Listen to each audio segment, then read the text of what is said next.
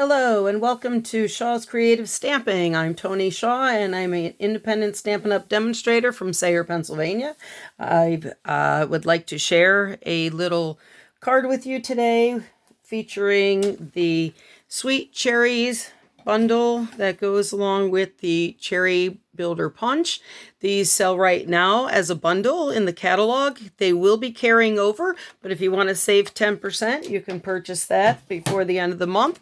I'm also featuring the Cane Weave embossing folder. It's a 3D embossing folder, and this is in the mini catalog right now. Again, this will also carry over. So if you don't get a chance to get it now, you can still get it in the future. The card today I'm using is with Cherry Cobbler card stock, along with Garden Green cardstock, Soft Suede, which unfortunately is leaving us, but we do have a couple really nice browns coming in with Copper Clay and Pecan Pie. And of course, we're using some of the basic white today. So let's get started. I'm going to take some of these scraps away so we can do what we need to first by looking at the actual card base. The card base is a Cherry Cobbler cardstock. It is 8.5 by 5.5, just your normal A2 card, and it's scored down at 4 1/4. So taking your bone folder, we want to make sure that we crease that nicely.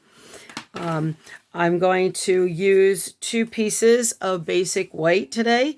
They are 4 1/4 by 5.5, which is your standard size for an insert. And also I took the Cane Weave embossing folder to do one for the top. So I'm going to put the insert one aside for right now. And I'm going to take out a little piece of grid paper so that I don't mess up the table. I'm using today Early Espresso ink, which we'll be carrying over, and one of our blending brushes. And I'm going to just give a little bit of a tinge of color so that it's not so bright white. And you can come in from the side so you don't get no big blobs all over your card. And just kind of turn it and get a little bit of the Early Espresso to make it look more like an actual basket weave, because with our cherries, we're going to look like they're kind of with a basket background. So just a little bit more here. Don't want it too dark, but just kind of enough to give a little bit of a color instead of just a bright white. So that again was Early Espresso ink, and using your blending brushes. We'll take that grid paper out of the way, and I'm going to take our card base, and using our Tombow glue, just put some glue on the back here to then secure that to the front of our card base.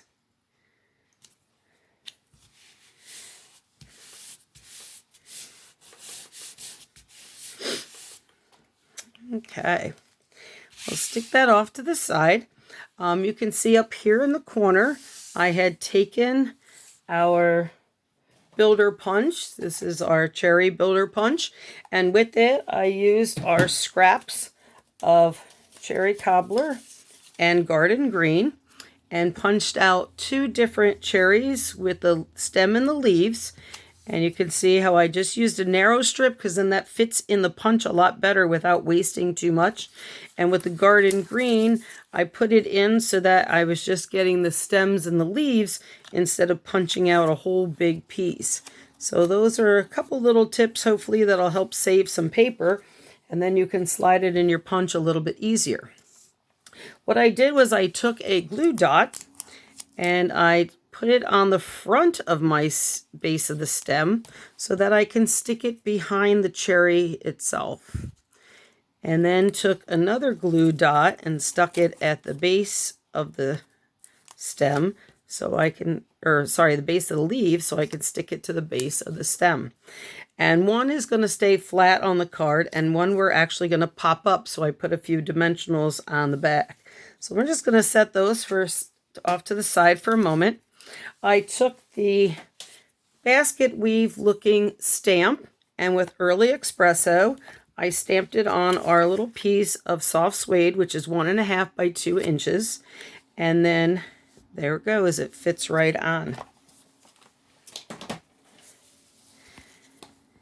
Taking our card base back, I'm just going to take our soft suede piece with the basket weave on it, and again apply some of our Tombow glue and stick it right down in the right hand corner here.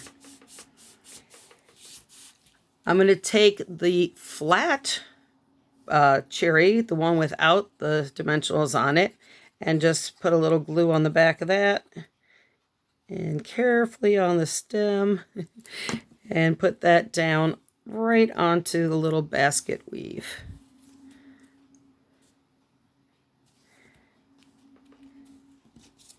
Taking the cherry that has the dimensionals on them, we'll just take the backings off, and then we'll pop that one up next to it so that we have 2 little cherries. And you can stick a glue dot behind there if you want to, or just let your stem free flow. Or if you really want to cut a tiny, tiny little piece of dimensional, you can do that as well. Taking one of our other scraps of basic white, this one is 3/4 of an inch by 2 1/8 inch, and I stamped the sentiment "Wishing You" on it in garden green. And then I just kind of dip the edges down into the ink pad so that it gives a nice little border around the outside edge.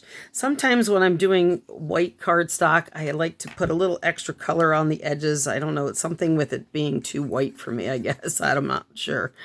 But we're going to put a little bit of the glue on the back side. Whoops, looks like I missed that part. And then just do that at a nice little tilt and add that to the front. And then we had a second piece of scrap basic white that I stamped the word "sweet" in cherry cobbler. And then this time what I decided to do, because we don't have a die cut for it, this bundle comes with the punch, I fussy cut it out. And with the magic of video, it's already fussy cut for you. And on the back side, added a couple dimensionals so we can add a little bit of pop to the word "sweet," because we want people to know that this is a card for someone sweet or wishing them a sweet birthday. The only other thing I added to the front of the card is I'm using the rustic metallic adhesive back dots, which are carrying over, so that's good because I really love these. These are great for guide cards. And taking the pick tool here, I'm going to put one of the large dots up towards the corner area, one of the smaller ones next to it, and I'm going to add one little one down to the bottom over here by where the basket weave is. And that gives it nice little added extra. Then we have a blank inside, and of course because it's dark you always want to add some type of a white insert. So what I did was I just took that basic white insert size, 4 1/4 by 5 1/2, and I stamped some cherries on it and the birthday wish. So taking our Stampin' seal, I'm going to add the insert to the inside of the card. Oops. Good thing I dropped it right side up and not upside down. I would have had it all over the place. And just center that into the card. And then you have a nice little "Wishing You Sweet Birthday Wishes." Now, my cherries looked like they were a bit dull, so I had added some Wink of Stella, but it could be a choice. So you can see like that glimmer onto the cherries. Sometimes people also use packing tape. If you put packing tape over the top and then punch it out, you also would have a nice little glossy cherry as well on there. So I'm going to leave this one plain because, you know, sometimes it's nice to have a plain one, and then sometimes a little extra glitz is really nice as well. Thank you for joining me today. I hope you enjoyed this video. Give me a thumbs up if you enjoyed it, and happy stamping!